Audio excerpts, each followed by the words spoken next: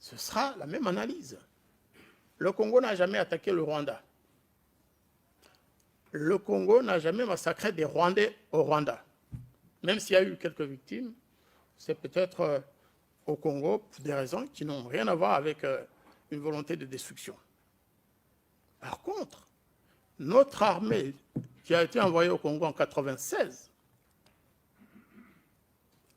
a détruit des millions de Congolais par assassinat direct ou alors par ce qu'on appelle dégâts collatéraux.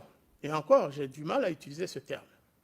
Parce que quand vous poursuivez des citoyens et des civils dans la forêt, que vous les soumettez à des conditions abominables et qu'ils en meurent, ça aussi c'est un génocide, selon la définition de l'article 2 de 48.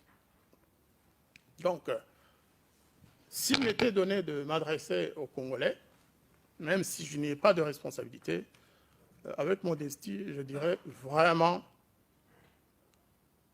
il faut que les Congolais, je commence par les Rwandais. Les Rwandais doivent demander pardon aux Congolais. Le gouvernement rwandais actuel devrait prendre son courage à main.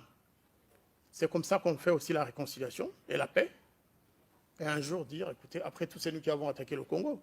Même si c'était pour chasser Mobutu, Mobutu ne devait pas attendre le Rwanda pour partir. Mais la conséquence de ça, c'est qu'il y a eu des millions de Congolais morts du seul fait de l'attaque rwandaise. Je ne vais pas en dire plus, mais je suis de ceux qui soutiennent, comme le docteur Mukwege, qui soutiennent que le rapport mapping sorti du rapport des Nations Unies sur les crimes commis au Congo, des crimes qui concernent aussi bien les Rwandais que les Congolais d'ailleurs,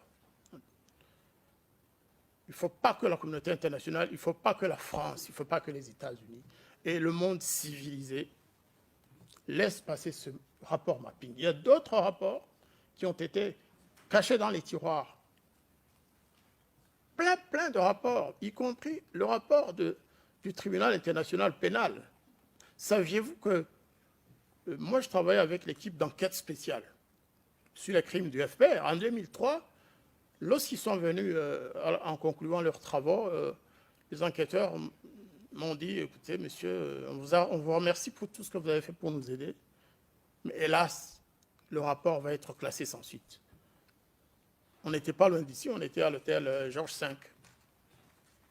J'ai dit, comment vous dites? Oui, on nous a demandé de classer ce rapport. C'était un grand rapport qui concluait que le FPR avait commis un génocide au Rwanda pour la période concernée, c'est-à-dire pour 1994. 1er janvier 1994, 31 décembre 1994. Le TPIR avait conclu dans un rapport, suite à des enquêtes faites pendant quelques années, que le FPR, lui aussi, comme ceux qui avaient commis le génocide contre les Tutsis, que le FPR avait commis un génocide. Qu'est-ce qui s'est passé? Les choses sont simples. Madame Carla Del Ponte, qui était procureure et qui devait recevoir ce rapport, a été instruite par les États-Unis et par les autorités de l'ONU de ne plus jamais considérer ce rapport, de le classer sans suite. Je le sais parce que c'est elle-même qui me l'a dit. Je suis allé la voir à La Haye, accompagnée de Madame Victoire Ingabire, qui a fait autant d'années de prison parce qu'elle avait demandé que les victimes Hutus aussi bénéficient de la compassion. Et Madame nous a dit, écoutez, je ne peux rien faire. On m'empêche de sortir ce rapport. On m'empêche même d'auditionner l'expert américain dont je vous ai parlé tout à l'heure, M. Robert Garsoni. Garsoni n'a jamais été auditionné sur son rapport de 1994. On a interdit. J'ai contacté Mme Ogata. Ogata ne voulait pas, parce que Garsoni travaillait pour le HCR. Ogata a refusé que son ex-agent aille témoigner au tribunal pénal international, tout simplement pour cacher les crimes du FPR. Qu'est-ce que vous voulez que je vous dise? Et aujourd'hui, on nous traite de négationnistes parce que nous exigeons la justice pour toutes les victimes. Nous exigeons une mémoire commune, une mémoire égale pour toutes les victimes, qu'elles soient rwandaises, plutôt congolaises ou Tutsis. Et finalement, ce sera ça la solution.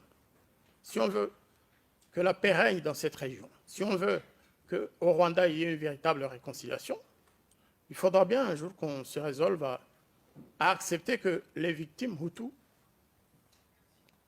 aient aussi le droit à être enterrés dignement, comme leurs frères ou sœurs Tutsis. Il faudra accepter que les parents des victimes Hutus puissent ensevelir leurs parents dans la dignité, qu'ils puissent commémorer et rendre hommage à leurs parents tués par le FPR ou par les Interahamwe. Parce que même si un Hutu a été victime de massacre des Interahamwe, il n'a pas le droit de commémorer ça publiquement.